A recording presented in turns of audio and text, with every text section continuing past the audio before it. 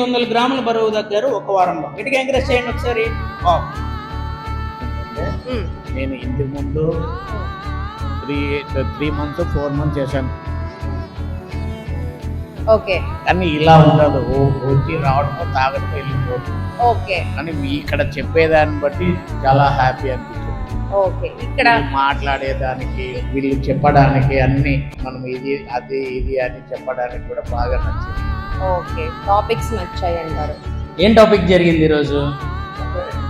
Carbohydrates గురించి జరిగింది. But ఏంటి అంటే మనము ప్రతిరోజు తీసుకునే ఫుడ్లో 2 రకాల కార్బోహైడ్రేట్స్ ఉంటాయి. ఒకటి షుగర్ ఎక్కువగా ఉన్న కార్బోహైడ్రేట్స్ కొన్ని ఉంటాయి.